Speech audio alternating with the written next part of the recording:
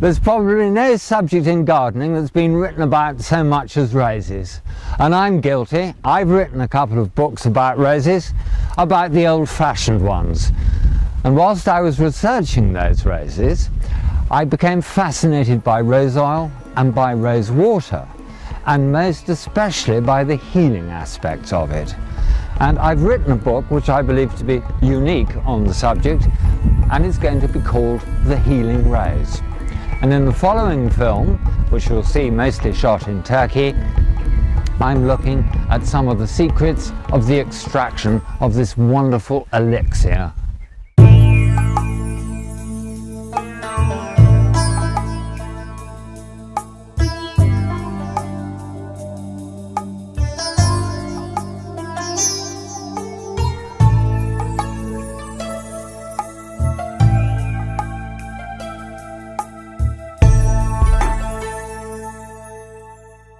Hello, I'm John Scarman, and my love and my fascination of roses has brought me here to Turkey.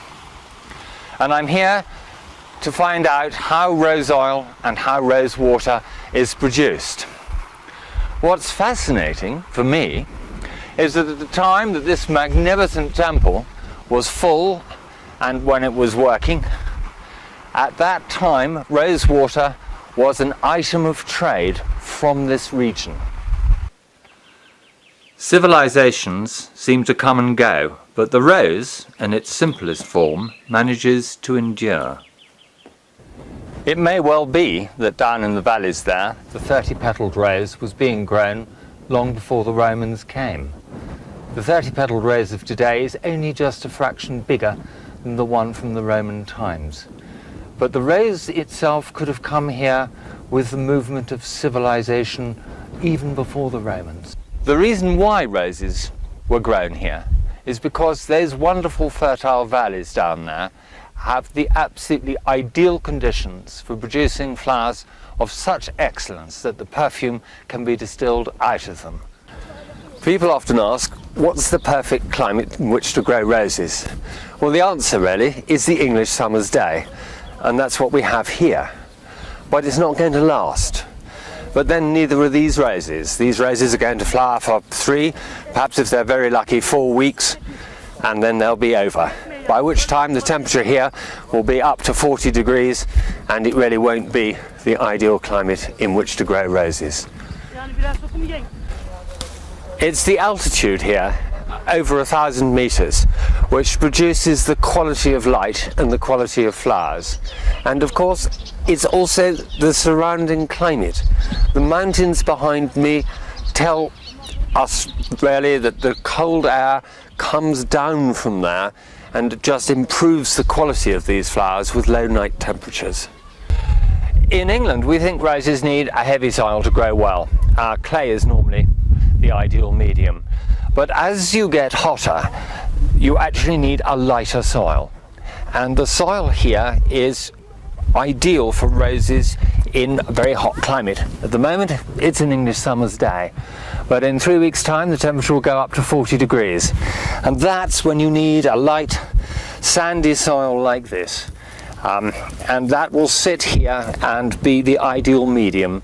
A heavy soil would probably crack and open, and that would allow the plants actually to dry out. This is the boss, and he's got one of these marvellous old baskets. And sadly, these old baskets are all being replaced by plastic bags today. Look at this lady, she's having such fun. She's talking and she's working at the same time.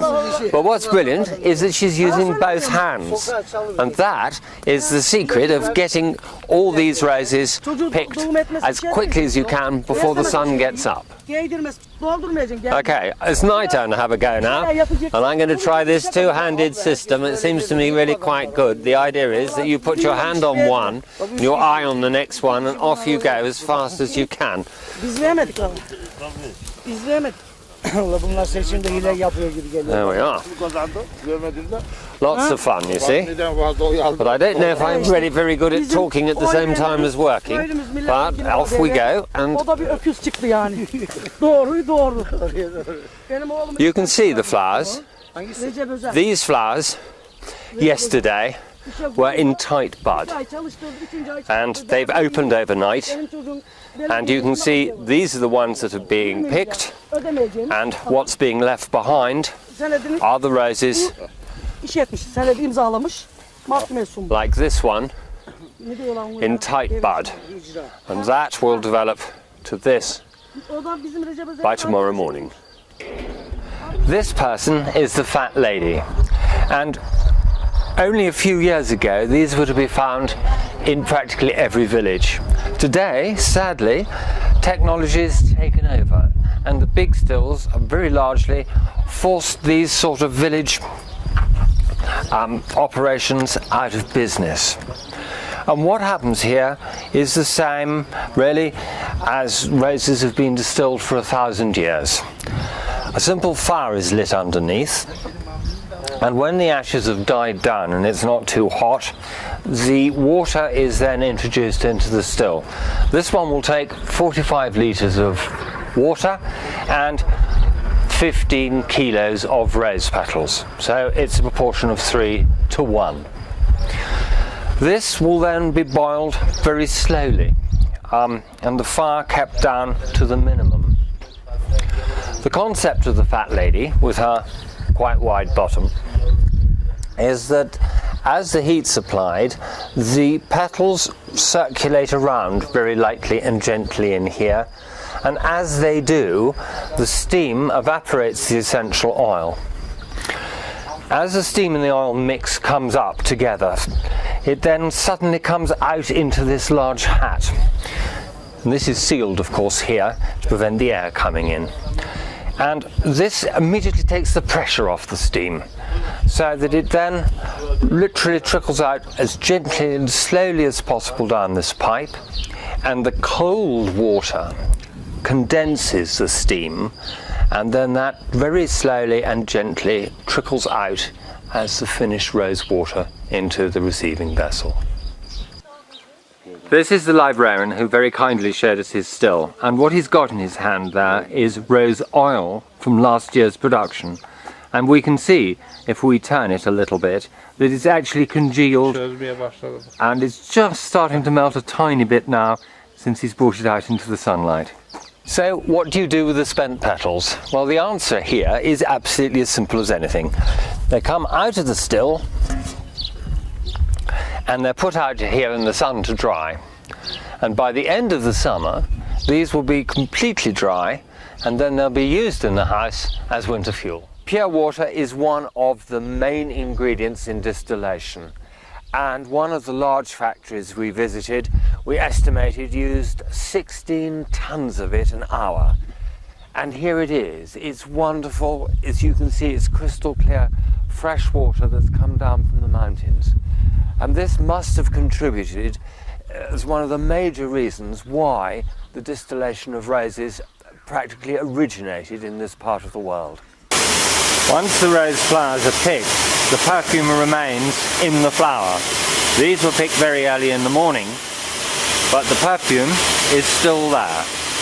And these can be distilled at any time up until probably about midnight tonight. And you can see there's a lot of roses here to be processed in these wonderful copper stills. This is the second largest rose distillation factory in the world, and it's an absolute joy to see that they're still using copper, because this is so much kinder to the distillation process than stainless steel. It's pretty noisy and it's pretty hot, but it does smell absolutely fantastic up here. So a quick clean out with the hose pipe, and lots of water will now go in, around about a ton. It's a fast turnaround time, so what they want to do is to make sure that keep the thing going as fast as they can, is to put the water in absolutely boiling. And they're going to fill this still right up to the very brim. Every flower has to count, and there it is, ready to get cooked. And that will boil over. It takes an hour, and then the water from that is kept, and that will go to a second distillation process. It's an absolutely marvellous array of different pipes and tanks and pumps, which really must bring great joy to the heart of a chemical engineer. But to us ordinary mortals, it's very difficult to comprehend what is actually going on in this position. So how do you know when the distillation process is finished? Well, the answer is that when that water level reaches the red mark, then you've got your 500 litres boiled across. And this is the rose oil coming slowly to the surface of the separator. Wonderful. It's a brave man who opens up the top of one of those things. Okay, right, here we go.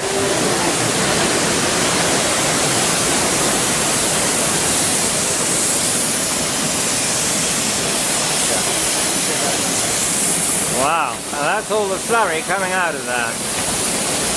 The slurry comes out into pits, and then it's drawn up into this hopper, and the water comes out of it, and then the dried slurry is taken across by conveyor and comes out here. And at the end of the distillation season, then this will all be collected and taken away and spread back on the fields. Well, talk about life being a bed of roses. Just have a look at this. And as I'm standing here, I'm totally intoxicated by the perfume. What a super sight.